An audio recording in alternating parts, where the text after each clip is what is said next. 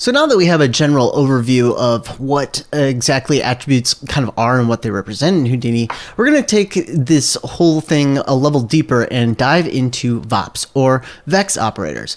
And what VEX operators do, or VOPs, they allow us to kind of use sort of a visual programming language to manipulate our attributes in a more shader-like way. I really kind of think of VOPs as like shaders at the end of the day. When we're doing rendering in Redshift, in Houdini, we're using node networks that are built in VOPs. And so much like how we build shader networks to manipulate our attributes when we're rendering, we can use these same shader or VOP networks to manipulate our points as we're creating our geometry and modifying it. So I think that it's a pretty cool programming, kind of visual programming language. We're going to go over it with some couple basic examples. Then we'll get into some more advanced examples a little bit later on in this chapter. So we're going to just kind of look at a couple simple examples of how we could use VOPs in this section right here. So let's see here. I'm going to just throw down a geo to get started. And we'll just dive inside there. I'm going to throw down a grid. So we've got something to have some points that we can have attributes that we can manipulate. And I'm going to, let's just increase the number of rows and columns to 50 by 50. So we've got a whole bunch of points here that we can start messing around with. And so what I want to use is I want to use a VOP network. So now if we hit tab and start typing VOP, you see we've got these three options: point VOP, primitive VOP, and vertex VOP. Each one of these VOPs works according to, whichever class class of attribute you're trying to manipulate. For example, if you're trying to manipulate primitive attributes, you could use a primitive VOP. For our example, we're just going to use a point VOP. So I'm going to throw that down here. And you see it's this thing that has 4 inputs. I'm just going to wire into the first one. That's the one that's going to be, that we're generally going to be working with in VOPs. So there's 4 inputs, and it looks like there's really nothing going on here. You've got this VEX setup thing. It's kind of confusing. I don't really know what that means. Just sort of these 2 bindings tabs. Now those are there, but what we really want to do is we want to do our work inside of this point VOP. The point VOP is very similar to a digital asset in some ways. Inside of it, we can create our own functionality, and then we can promote our parameters back up to this parameter interface so that we can manipulate our network inside from just the top level of the node. So let's just hop in here and see what we got. So I'm going to dive in. You can see we get these 2 nodes that are kind of floating here next to each other. And you can see that their inputs are sort of coming from the left and going out to the right. So we've got our inputs and our outputs. If I just, I'm going to hit Control B to enlarge the screen a little bit. So here you can see we've got a whole bunch of attributes on the left. That's what these mainly are. We've got our position attribute, velocity attribute, force attribute, and our outputs over here are, we've got position, velocity, force, color, and normal. So what Houdini has done here is it's basically just given us a sort of what it feels are the most commonly used attributes that are incoming, and then the most commonly output attributes, such as position and color. And so we can access these attributes pretty easily just out of the box. But if we need to access other attributes that don't exist in this list, we can create them and export them using bind nodes, which we'll get into in a little bit. But for right now, I just want to show kind of how this works. So I'm going to just hit Control B to shrink this window back down so that we can actually see our geometry over here. So we're inside this point VOP. Let's do something simple like set the color of these points. So what I'm going to do to change the color of this object from within VOPs is I'm just going to throw down a color parameter. So I'm going to start typing parameter, and here we get this yellow thing. This yellow thing is going to be, anything that is yellow like this as a parameter is actually going to be visible up on our top level. So if I jump up now, you can see that inside our point VOP, I've created a parameter, and now we've got a parameter that has been created for us right here underneath all this stuff. Just to make things a little bit easier to see, I'm going to jump up to my edit parameter interface, and I'm going to, I've got the vec set up in attribute bindings. I'm just going to select both of those folders, collapse them, and then make them invisible, hit apply, and accept. That way, I just have a little bit less clutter up here up top. Those are still there. I could still go back into my edit parameter interface and click this box, show invisible stuff, and then it appears here, and then I could, grab it and unhide it that way. But I just wanted to do that to kind of make things a little bit easier to see. So apply, accept. So here we are. You can see that this attribute is actually an attribute VOP. And so at this point, we could really even change which one we wanted to run over. We could run over primitives, points, vertices, whatever. So that functionality is still there. We can choose a group that we want to use, but we've created our parameter here now just by adding that node inside. So let's dive back inside and make it something we can actually use. So this parameter doesn't really have a great description, so I'm going to change this to color. And the label is going to be color. So something like that. Now the attribute type we want, we know color is actually a vector, not a float. So I'm going to go down here.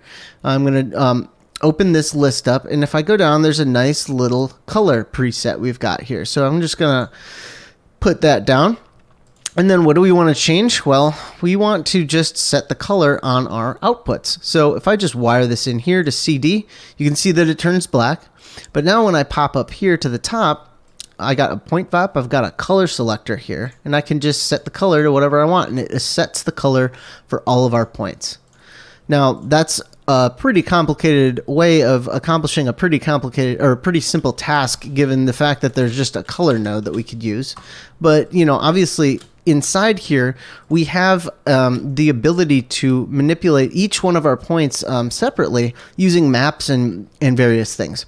So what other types of things can we do? Well, maybe we could actually, change the position of our points. So, if we wanted to, for example, create a parameter, we could create a parameter that would move our points around in space as well. So let's just, let's hop in here and I'll create another vector. So I'm going to create a parameter.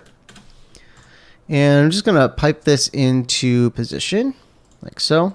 I'll just change this parameter to let's say we just want to float, just a float parameter. We're just going to change the Y position of our points. Now we're feeding a float value into a vector, which doesn't really make any sense. We actually need 3 components going into our position. So to do that, we could do a vector to float, or a float to vector. So if I throw down a float to vector, this way I can sort of combine now I want to be affecting the Y component, so I'm just going to wire this in right here. And now when I change this parameter, it's going to move the position of the Y value here. But I already have a position, and you can see everything has disappeared over here. If I wire position directly into position, nothing happens. But if I wire this into here, what it's doing is it's taking in our value of our parameter, and it's taking in 3 empty values that it doesn't know what to do with. So essentially we're setting our position of all of our points to 0, 0, 0. And if I turn on point display and point numbers, you can see that there are thousands of points that are all stacked up there on the, I'm going to just change this and do that. And also, let's see, yeah. So here you can see that all of our points are now stacked up at the origin. That's not what we want. So because we were able to grab this parameter and have this parameter affecting, effectively breaking out our position into different float values, we can do the opposite and combine these two. So let's just, I'm going to grab a vector to float. Basically wiring this in here. Now we're taking our incoming position from our globals, and we're saying I want to access the X, Y, and Z value of our position independently. And so instead of, so I could just pass through the X position. So now all our points go back to their original X positions. And I could also feed in the Z position right here. So now all of our points are going back to their original spots. I'm just going to hide this stuff. Turn off this point display. So now everything's sort of back to where it was. And, you know, obviously I could wire in the Y position, even though the Y is set to 0 right now, we're not going to see anything happen there. But if I wired this back in, you can see that's sort of how it works. We just take a vector component, break it apart into its individual float values, modify them, put them back together into a vector, and pipe them back out to position. So I'm going to just, for this demonstration, bring my parm back in here, and I'm just going to rename this. I'm going to say Y position. I'm going to call it Y underscore pos, and then label it Y position. T-I-O-N. Okay, cool. And it's a float. That's good. And so now when I jump up here on my parameter, in my parameter interface here, I've got a Y position slider. And you can see when I slide that Y position up, it is setting the Y position of our plane. And so now we've got a couple parameters we can mess with. We can change the color and we can change the position of our things just from creating this very simple setup inside of Ops, something like that. So now let's take this a little bit further. I want to see if I can actually create some sort of fall off in here. So maybe what I could do is I could actually say that I want the center of this grid to raise up, and then I want it to fall off as it moves away. So what I could do is I could actually measure the length of the position value and plug that in to its Y value. So as opposed to what the actual position vector is, which is an X, Y, and Z component, we can actually measure the length of that vector to just get us a value, a simple length. How far away is it from the origin? So if I throw down a length node here and grab the position and pipe that in, and then wire length into the vertical position, you can see now it's creating this. So what it's saying is, you know, basically out here at position 5, you know, objects that were 5 units away from the origin are now going to be moved 5 units up in the Y direction. Cool. So, you know, what I could do now is say, you know, and it'll do that, and it does that radially. You can see that it's happening uniformly all around these edges.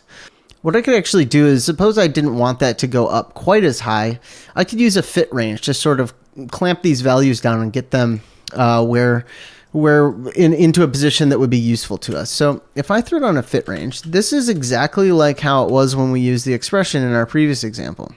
I can take the value of the length and put that in here, and then I can output it into the Y position of our position. You can see that what happens is once it reaches, you can see here, once it reaches 1, it just kind of flattens off. And that is because it's only really it's limited by what it actually can output. So we have values coming in. We know the incoming values are from 0 to maybe a little bit over 5, because if I wire this back here, you can see that these corners are actually higher than 5 because diagonally it's just a little bit more. So we know that our lengths are ranging from something ranging from 0 to some value that's higher than 5. And in fact, I can see what that is if I split my pane over here, top and bottom, and jump over to create. I'm going to right click here and create my geometry spreadsheet. And you can see that when I go back in here and have our length set up this way, our Y position actually reaches a height of about 7. So using this fit range, I know that my maximum value is 7. I could remap, so I'm going to just put in 7 here. I could remap the height of this from 0 to 7 to go only from 0 to 1. So now I'm able to sort of scale how much of an effect this is having based off of its length from the origin. Like that. So now that we've got this these min and max values, I've got the minimum input source min, source max input, and then I could like maybe promote these as parameters to determine how high I want these to go. For our purposes, I really just want them to go from 0 to 1, because then I can add another multiplier afterwards to sort of change the effect of this. So, you know, see how these are sort of also, they're also sort of increasing in a linear fashion as we move away from the origin. If I bring that up here and then switch to a perfect side view, you can see this is just a linear relationship. Now, there's another really cool parameter that I like to use, which is the ramp parameter. The ramp parameter basically just lets you build your own sort of fall off curves. So I'm just going to throw that down. Now, oops, I'm going to hit tab and type in ramp, and I always hit this on accident, ramps. That's not what I want. I want ramp parameter.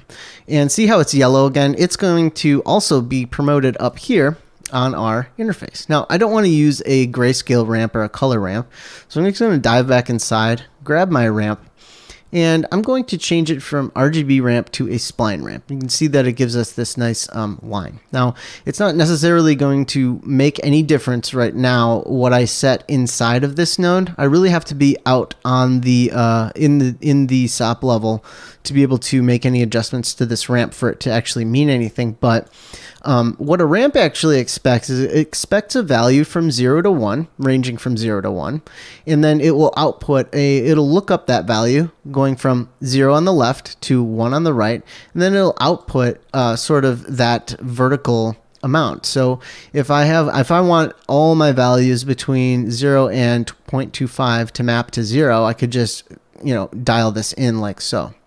So because it needs a value from 0 to 1, if I didn't fit range this right away, it would give us a strange result. So let's just, I'm just going to wire this in real quick so we can see the effect that it's having. So if I were just to take the length by itself, wire it into the ramp, and output the ramp to our Y position, nothing really happens. But that's because by default, when we hop up here, our ramp is set to 0 on both. So I'm just going to grab this last knot right here and just turn its value up. So you can see that our ramp is actually acting as a limiter, similar to how our fit range was actually being limited.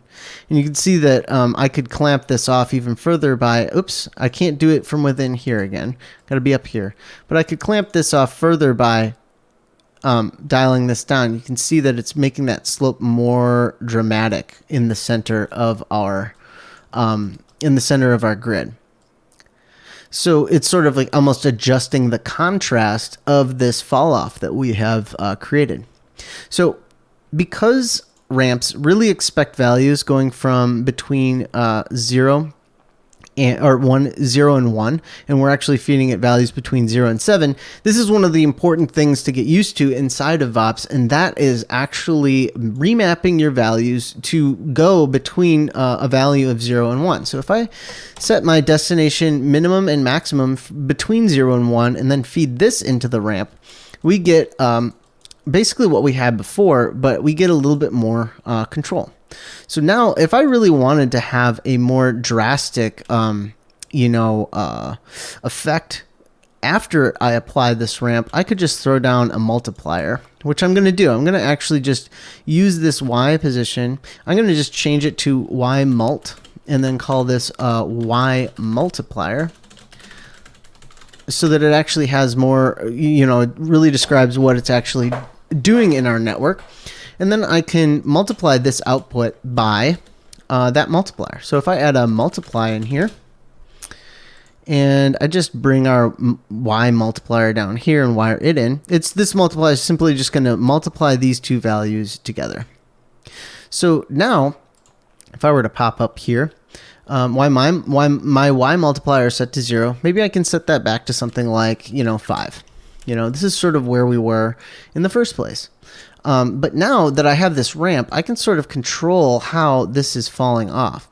And you can see that you can kind of get some cool, interesting shapes like this. Now, if we wanted to do something more gradual and curved, we could add some additional points and start to change the way that this is behaving inside. So what I want to do is let's grab here, and I'm just going to grab all these points by shift selecting them like so. And then I'll set this interpolation to B-spline. And you can see that it has made sort of a much more kind of curvy look to our ramp, and it's applying that to our geo. So now if I were to grab this and bring it down, I'll just pull this. If I grab this knot and just pull it off, it disappears. And I'll bring this one up to a value of 1. You can see you can create like a nice S-curve fall off here. So you can create like a nice sort of, you're taking your attributes that were linearly, I'm hitting spacebar 3 to switch to the side view. You can really sort of adjust how it's affecting your attributes in a way that is much more user friendly in the interface than trying to figure out some function that could do this. So really, that's one of the things that's really great about Bops, is it gives you this level of control inside of here. And it's just simply following the flow. Like, what did we do here? We just took the position, we measured the length of the position, and I just looked down here at the attribute spreadsheet and found that I found the maximum value here was 7 in Y. Then I decided to fit range any values that are ranging from 0 to 7 to between 0 and 1, so that I could effectively use them in a ramp and not have any unexpected limits going on.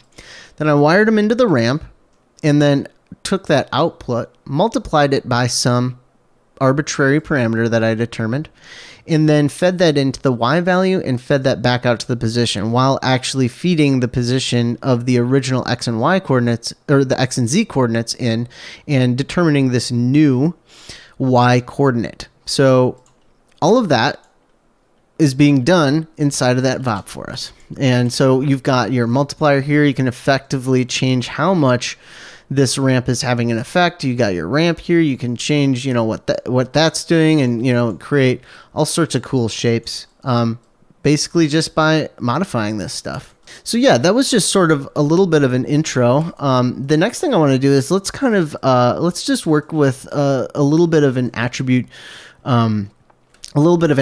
transfer to see if we can get this sort of ripply edge thing to happen for us using animation. So I'm going to add a point using an add node, like how we did in our last lesson. So we've got our add here, and we've got our point. So what I want to do here is create a new attribute. So I'm going to use our attribute create node. And just like we did last time, we're going to do an attribute transfer. And this one, I'm going to call this my fall off attribute. So I'm just naming it fall off. I'm going to give it a value of 1. And then I'm just going to option drag this over here and give it a value of 0, so that it is initialized on our left stream on our grid. And then we're going to throw down an attribute transfer, like so. Wire this in here and this guy in there. So we're going to be transferring our fall off attribute from our point stream onto our grid. So grid on the left. And we're just going to turn this on here. I'm going to uncheck primitives because we're working with point attributes. And I'm going to select fall off.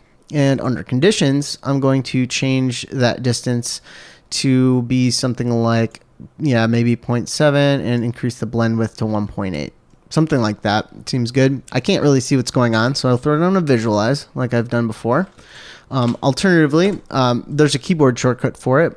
So I'm just going to click attribute transfer and hit X. And that throws down a visualize for us. We still have to set it to our fall off attribute. So I'm just going to type in fall off here, and you can see our fall off attribute is working inside of our attribute transfer.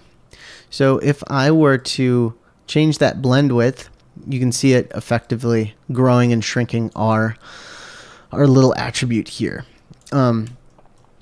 So now inside of our, let's create a new point VOP to do some Y movement based off of this attribute. So if I go in here and throw down another point VOP, and let's just dive inside there. Just gonna jump in here.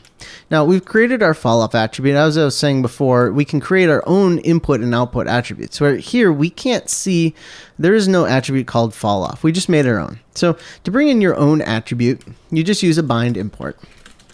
Oops, bind import. Oops, I guess it's just bind, but I type bind here, and I just have to name what what attribute it is that I'm bringing in. So I just want to bring in fall off.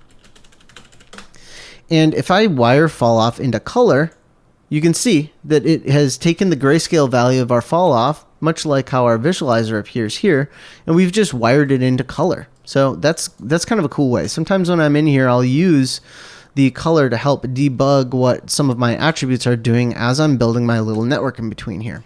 So if I were to wire this fall off into the position, it moves all of our points into, let's see, can I even see them? Yeah, it's taking a float value. It's not even going to work because these attributes aren't even the same. Again, what we have to do is use our vector to floats and float to vector type of a transition. So we're going to throw down a vector to float and wire position into there. So we're going to break apart the position into our separate components, and then I need a float to vector to bring them back together. So if I, oops, I didn't want to do that. If I wire all three of these together, we should get our grid back exactly where it was. And so what I want to actually do is wire our fall off into the Y position. Now you can see that it is effectively moving our Y position up, if I move to the side view, by 1 unit. By 1 unit in Y. So it's 2 here, we got 1 maximum right there. So now if I were to go up here, I'm going to go back and hit spacebar 1 to get in my perspective view, turn off points. And I also want to just, I'm going to detach the color as well, just so I can see the grid. So now if I go up here and move my my point around, you can see that it is effectively moving the points wherever I've moved that point, kind of like an effector, having a little simple effector to move our points around like so.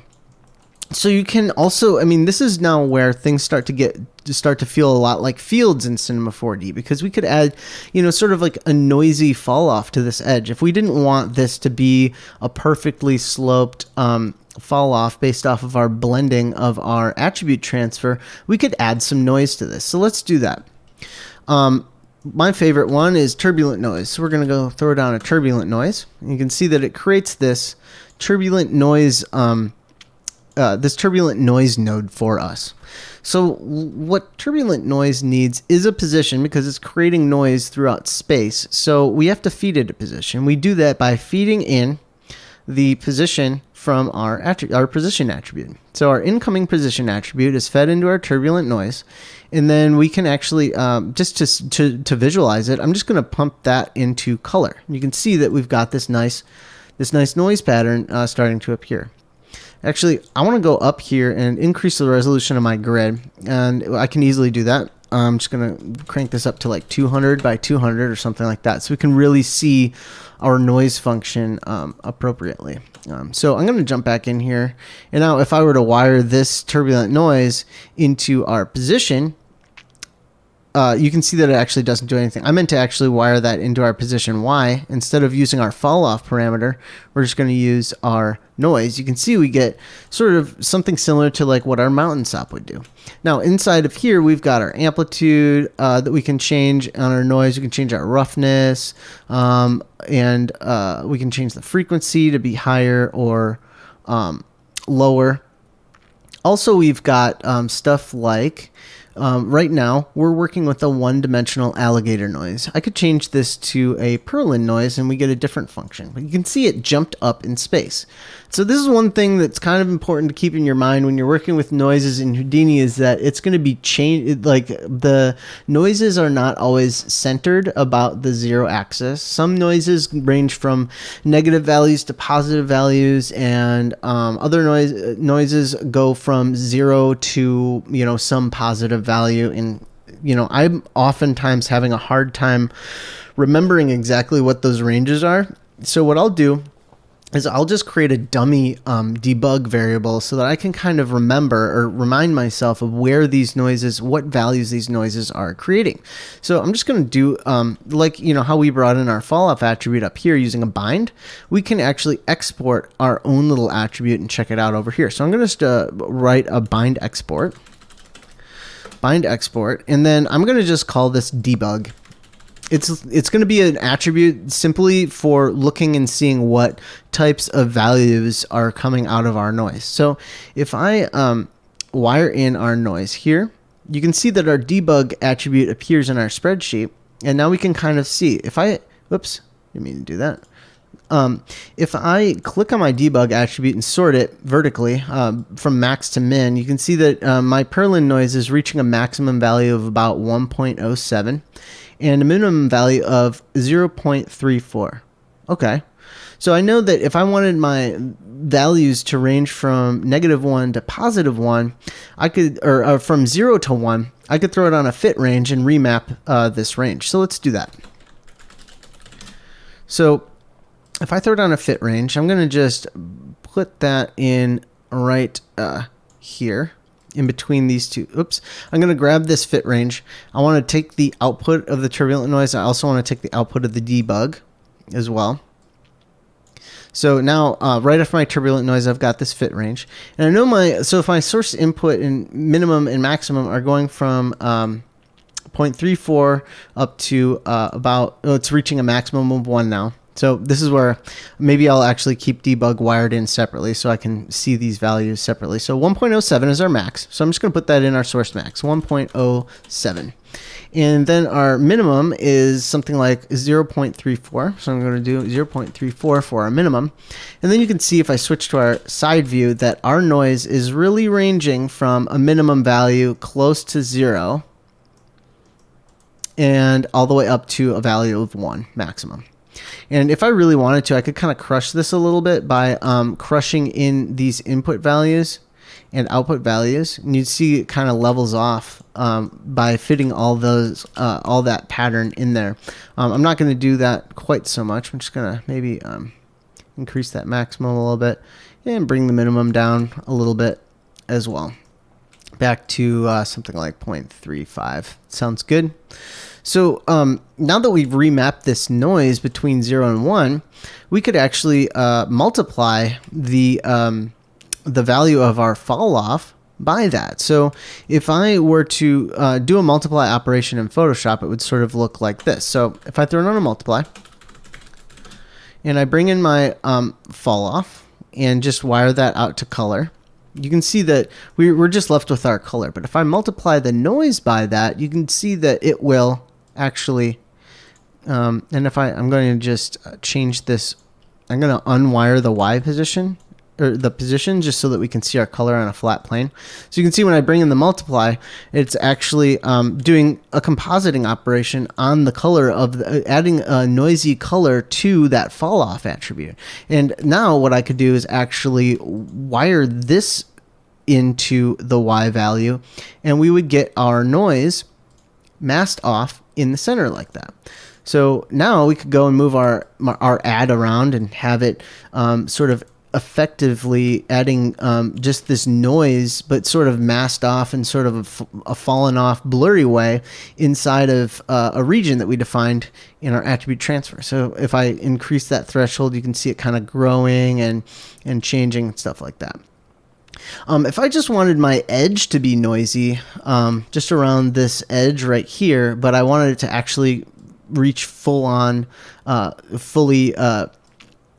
wanted it to reach that full attribute scale in the middle here, I could add a ramp maybe that says only add the effect of the noise where the fall off is at maybe 50%.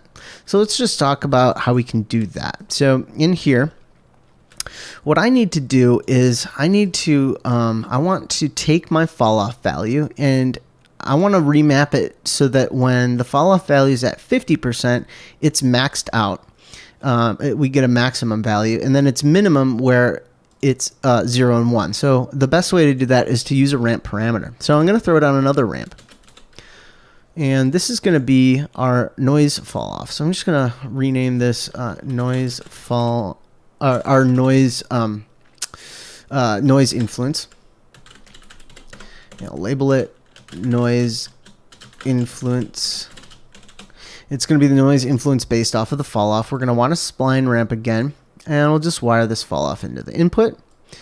And I'm going to take the I want to actually slide these over here. And what I want to do is I want to multiply this actual noise function that I've got here by this ramp. So I'm going to throw down another multiply right here.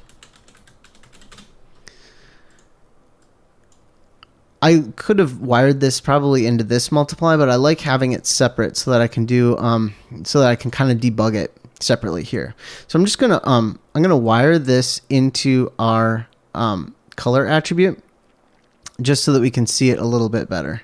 So I've got our ramp coming down here. We're multiplying. It's gonna go into our color. We're not gonna see anything yet because ramp by default is just set to it's set to 0 all the way across. But if I were to increase this, you can see that, I'm just going to get rid of that last one. You can see that the noise is greatest wherever fall off is. And then when fall off goes to 0 like this, the noise decreases. Well, if I want that noise to only really have an effect when the fall off is at 50%, I can actually grab, I can create a knot in the middle here. I can set its position to 0.5, which puts it right in the middle, and then set its value up to 1. And then over here, I can drop this to 0. So now our noise is only affecting our circle where it is starting to fall off. In fact, I could like just invert this a little bit if I wanted to and have it even have more of an effect around the edges.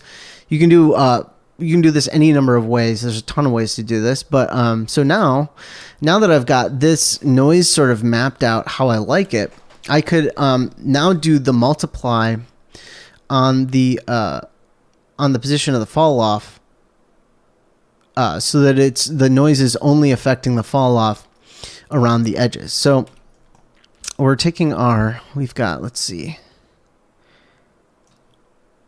our fall off coming through. I just want to see.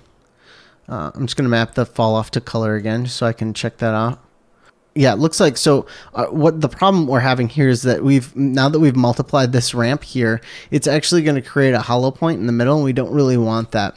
So over here, I'm actually not going to use a multiply at all. I'm going to unwire this here by holding down Y. So now we get our normal fall off back. But what I want to say is let's subtract this noise from our multiply, and because it's 0 in the center, it won't affect the outside. So if I just throw on a subtract, you can see I can take my original fall off right here, and then I can subtract the new fall off, and wire that into our Y value. And let's see, let's just bring this up a little bit. You can see that it is actually kind of eating into the value of this this area as it slopes up.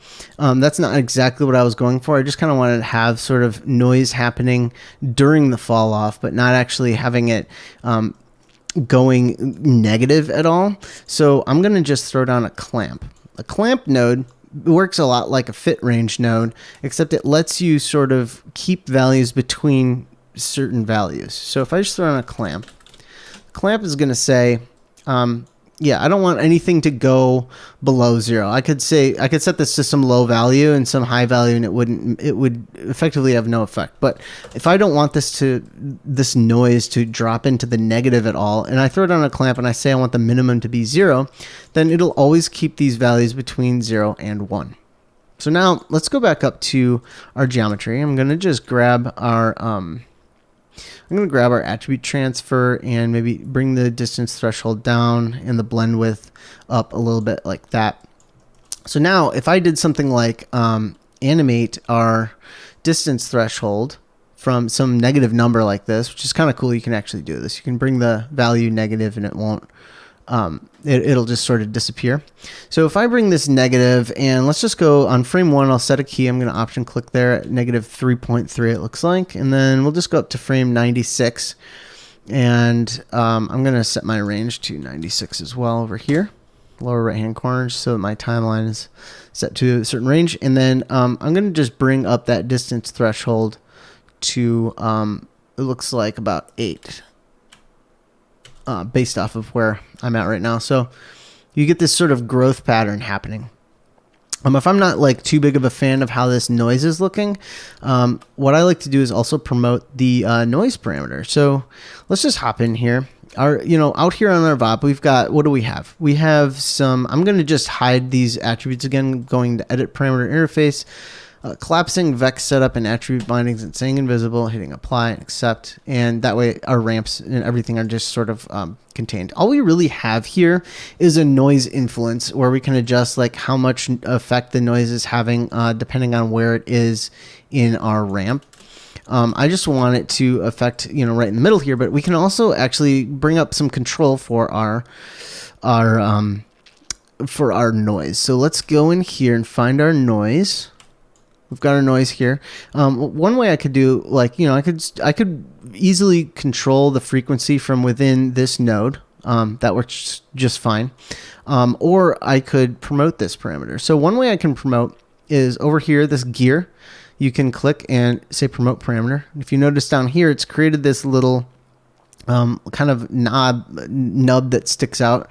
And that basically means that the frequency parameter now is out here on our VOP network. Another way you could do that is I could just middle mouse click on the parameter I want to promote, like offset or something, and I could say promote parameter here. If I want to promote all the parameters on a node, you can right click and go to Vex VOP options, and then go down here to say create input parameters, and boom, it'll create all the input parameters for you. So now if I hop up, you can see that all those noise parameters have been added to my interface here. And so I can, sit out here in SOPS land and dial in all of the amplitude. I don't really want to mess with the amplitude because we sort of fit that between 0 and 1 the way we want it to be, but I can mess around with the frequency and everything like that. What I want to actually do at this point is visualize it more than anything. So I want to actually, let's just set this to some value we like so that our growth looks cool and slightly organic. So I'm going to let's go with like a slightly lower frequency, like so. I'm gonna bring the roughness down a little bit, and I'm gonna bring the the turbulence down a little bit. So I'm just gonna do something like that. So you can see that it is sort of doing its thing and kind of growing across our surface. So that's so basically I'm going to just hit my real-time flag right here so that this is playing back in real time and I can kind of watch all that happen. Nice. So the next thing I might do is maybe ramp off this fall off a little bit more. By maybe what I want it to do is I actually want it to sort of ripple on. I don't necessarily want it to kind of come. I don't want it to come up and then land on this upper area, but I just want it to then just fall back down so that it dips. So we're really just adding sort of a ripple to this edge. And maybe I could bring the make it not so drastic. Maybe I don't want it to come up all the way. So I can add like just a global multiplier to this like we did last time. So let's go over here and we have our sort of fall off parameter here. Our fall off attribute sort of being controlled, and then we're clamping these values and then pumping them into our float to vector. I'm just going to add a multiplier right here. So after we get our clamped value like this, we just want to multiply it by something to just sort of, bring it down a little bit. So I'm just going to, let's just go over here. I'm going to put down a another multiply. And so we're in here. I'm going to wire in a new parameter. Let's create a param. And we're just going to wire that into the second input of our multiply. And let's go up here and we're going to call this multiplier. And label it multiplier. Cool. Now if I hop up here, I've got my multiplier amount here. I can just sort of dial that in. I just want to bring it back a little bit. Maybe we'll do just half. Something like 0.5. Looks good. So now we've got this growth pattern sort of happening, and it's not quite as drastic. But the other thing I wanted to do is get it to sort of fall down and go back to 0 in the middle, or at the end. So this really behaves more like a ripple instead of like so. So let's go in here. I'm going to go back to our inside our VOP network here. And let's see, we could remap the value of the fall off using another ramp. So let's just throw it on another ramp parameter. I'm going to call this the like a ripple edge. So we're just going to say ripple. I'll call this a ripple. And we want a spline ramp again. So I'll do that. And just going to see what happens when I wire this in to our subtract instead of what we already have. Just going to wire this in. Should get all messed up because it doesn't know what to do with the ripple. So I'm going to go here, and now on our parameters, we've got this ripple. This ripple ramp that we can start messing around with. So let's see what we get when we mess around with this. I want to say that our inside of our VOPnet, when our fall off parameter is at 1, I want a value of 0 to be output. So, and it looks like I accidentally wired both of these in together. I'm actually trying to get our this is messed up. So I accidentally am wiring in the ripple parameter. And I'm subtracting it from the fall off itself. That's not what I was after. I actually wanted to leave the ripple ramp parameter going into the first input and then have what we had originally subtracting from it, which was our noise function. So now if I go back out here and set this ramp to, I just pulled those all away and set this ramp to from 0 to 1, we're left with what we had. We haven't remapped any of our fall off parameter at all. We're simply where we were to begin with. So now I want to say everything that reaches the value of 1, I want to actually go back to 0. So this behaves sort of like a ripple traveling across our grid. So I'm just going to dial this back a little bit and then just make it so that values that go to 1 recede back to 0 when they're done. And I'm going to just grab all of these and make them a nice B-spline so that it's all smooth as well. So I'm going to set this to B-spline. That's just by shift clicking all these little knots and set it to B-spline. And I want to kind of create sort of a nice fall off. So I'm going to set like a couple of these to be 0, and let's bring this value back here. Yeah, if I set these two values to 0, when it's a B-spline, you get this nice smooth fall off, like so. It's good. So something like that. Let's kind of do like a nice ripple for us across the surface. Now, if I play this back, you can see it kind of traveling across. I want to also use this value as the, I actually want to remap this value instead of the actual original fall off to control our noise. So we actually get some noise on the inside as well as the outside.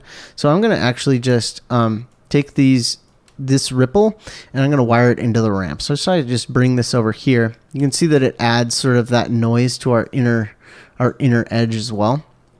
I'm going to let's just do a little bit more work on the shape of this ramp as well. So let's go in here. I'm going to go and mess around with the noise frequency a little bit more. You can see that it kind of adds a little bit there. I'm going to do something a little bit lower frequency, and maybe I want the actual blend of this ripple to be a little bit wider. So I'm just going to increase that blend width.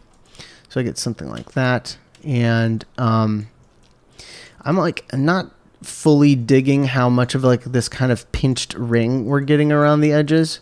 So what I might do is, let me just see if I can mess with our ramps to get something a little bit better here. So my ripple ramp, oops, my ripple ramp here. Let's see if I dial that. That's that value. If I bring this back, I want to keep it super smooth. But it's still, yeah, it's still, because we have this subtraction value going on in with our noise, it's still not we're still getting sort of these hard edges. So maybe what I want to do is just add a little bit of, to our noise so that it doesn't quite subtract so much. So maybe what I'll do is in this fit range for the destination max, I'm just going to bring that down a little bit so that it creates more of a gradual fall off with our noise.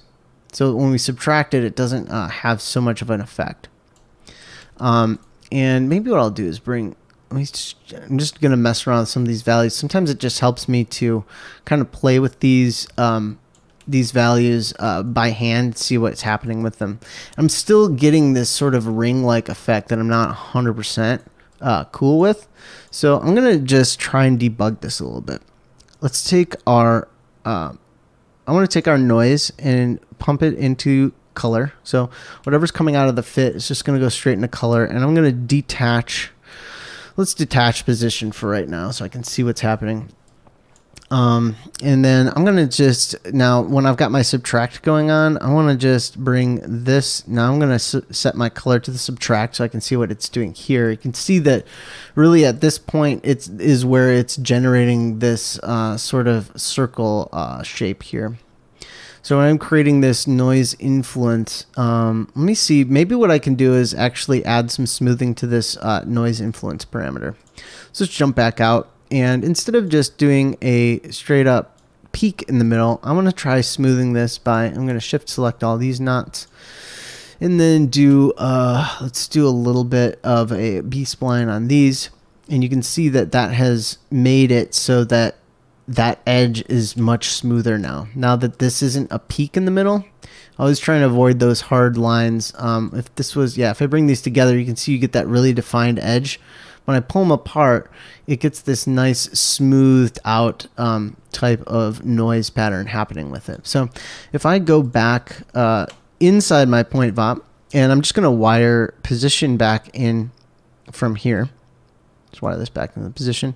And I'm going to detach the color because I was just using that to debug. You can see that you get this sort of nice, this fall off looks a lot nicer to me. It looks a little bit more organic. So now if I go back up here to the attribute transfer, and I'm going to just bring the distance threshold on this first frame back until that disappears again. And then we'll go zoom in here and just see this whole thing in action one more time. So let's hit playback. You can see that it comes out, creates a ripple, and then goes away. Cool.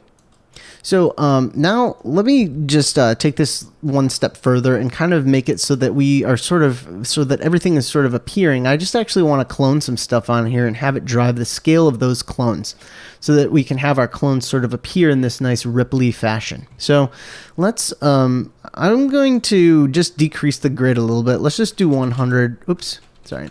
Let's just do 100 by 100. Rows and columns, and then I'm just going to clone a bunch of cubes onto these. So let's throw down a copy to points, and we'll throw down a box, and I'm just going to copy the box onto these points. And the boxes are really big. I'm just going to scale them down until they kind of all sort of rest independently of one another. Cool. So now these boxes should follow that same ripple pattern that we just gave our geometry. But maybe we want these boxes to actually appear as this ripple passes through our geo. So maybe like what we could do is take the original fall off value and have that drive the p-scale attribute, because we know if we have the p-scale attribute set up, our clones are going to follow they're going to follow suit with the p-scale attribute. So let's just go back into our VOP here. You can see it's getting a little hairy in here, but it's really not that complicated. If you just go step by step and kind of follow through here, you can kind of see what is going on. It just sort of kind of takes a little bit of effort to keep your just to keep yourself in check and stay organized and make sure that you're naming everything appropriately so that you can follow what you're doing. So on our geometry output, you can see we don't have a p-scale attribute. P-scale being one of those universal attributes that Houdini recognizes is a good way of setting the scale of points. So we can just use another bind export. So let's throw down a bind export here, and instead of exporting instead of exporting this this default, we're going to put in p-scale so that it can be recognized, and then we really just want that original fall off to drive the scale of our clones. So if we go over here and we wire in this fall off to p-scale, you can see that our clones now all start to they're getting smaller wherever that p-scale value is going to 0, wherever this fall off value is going to 0. So let's go over here and see. I've got this guide on our copy to points. I don't want that. I'm just going to untick show guide geometry so that this all kind of disappears a little bit. But now if I play it back, you can see we have no cubes, and then they scale up gradually as that ripple moves through our geometry, like so. Cool.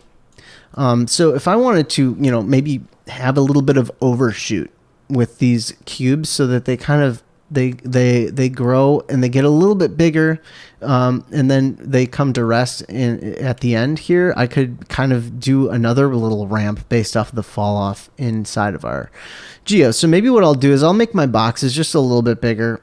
I'll make them something like that. Maybe it looks like 0.1 seems like a good value. Yeah, 0.1 kind of actually just makes it seem almost like it's a solid grid. And now, because I'm just initially setting where I want my overshoot value to be right here. If I hop into my copy to points, oops, sorry, not my copy to points, my point bop, I could just throw down another ramp right here. And this will be, we'll call this, we'll create another ramp parameter. And here, I'm going to just wire this in separately as a spline ramp. And you can see it goes to 0 because by default up on our point vop, again, it has set our ramp to 0.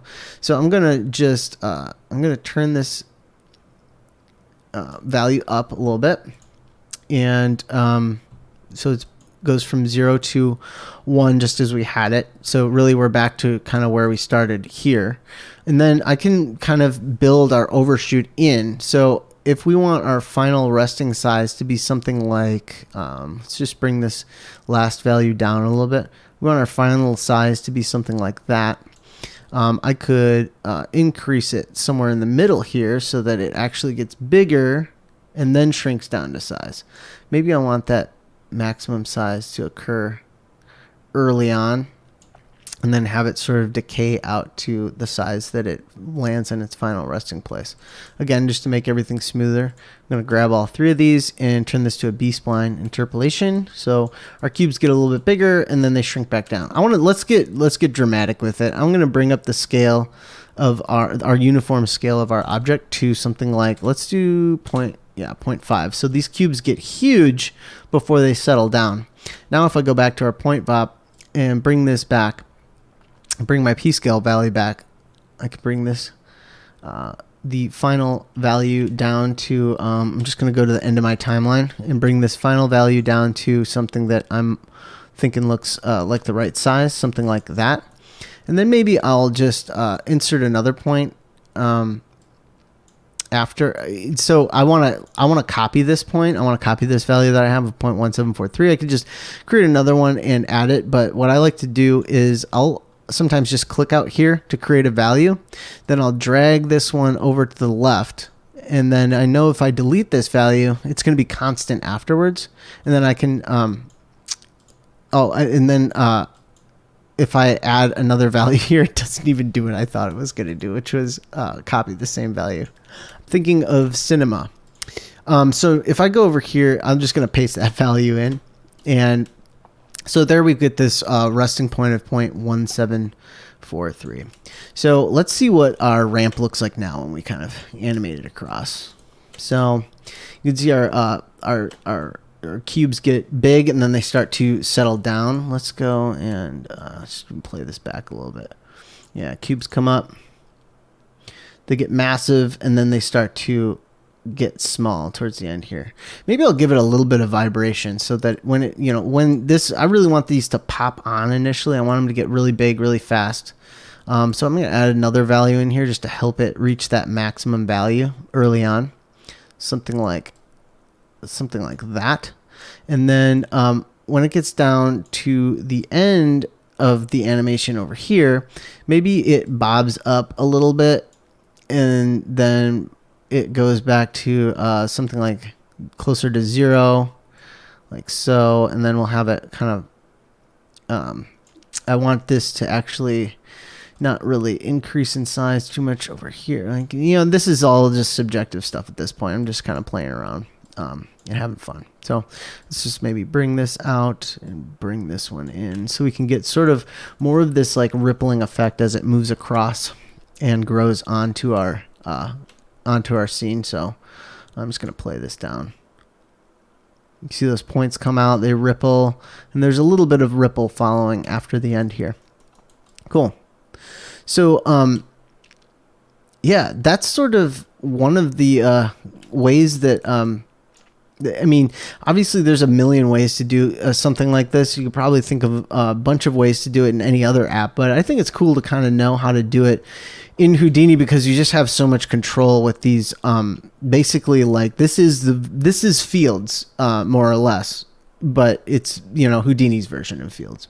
I think that they're super powerful, and as we move through the rest of this course, it's all going to come up. It's going to come up quite a bit more as to we're going to be using VOPs and attributes in some pretty heavy to accomplish some pretty heavy tasks for us and do some serious lifting for us. And I think that once you get used to kind of working in this interface where you're diving inside, messing with these guys, building your little networks like this, then jumping back up out to the top level to adjust these new little interfaces that you're building along the way, you'll get really used to the level of control that you have when you're building this kind of stuff. So, all right, so in this lesson, we went over some of the basics of VOPs and some of my favorite nodes like the noises and the ramp parameter and the fit range. Those ones I use in almost every VOP network, I feel like. But, that's obviously just the tip of the iceberg. If you dive in here and hit the tab key, you've got fuzzy logic. I don't even know what that is, but, all sorts of different noise patterns for, doing different stuff. You can basically, and this is the same sort of context that you use to build shaders and all sorts of stuff like that. So VOPs, very powerful. Now I know that this was sort of a lot. I mean, this looks pretty hairy, but it's just kind of the way it goes. And, it's only as complicated as you want to make it at the end of the day. So as long as you, just kind of try and stay organized, you can really create some awesome and complicated, totally customized tools that do exactly the thing that you want it to do. So, to further drive this whole aspect, idea of, attributes and how we can use attributes. In the next lesson, we're going to really kind of push this idea into sort of to the max by recreating the random effector from Cinema 4D just by using attributes and VOPs. So stay tuned for that lesson. I think that it's going to be a good exercise. Obviously, if you want to be doing stuff like this and you're more comfortable in another app, by all means. But there are going to be times, I think, that it's going to be really handy to be able to know how to do stuff like this. And even if it isn't necessarily just to learn about the random effector and how to make something like the random effector, I think that in context that the knowledge that you would get by getting comfortable working around in VOPs is applicable to just about anything else that you would want to do. So I'd stay tuned for that lesson. I think that it's going to be a little in depth as well, but I think it's a matter of just with repetition, we can get comfortable how to work in this new context and how it can be beneficial to us and used in just any other types of ways. So stay tuned for that lesson, and I will catch you in the next lesson.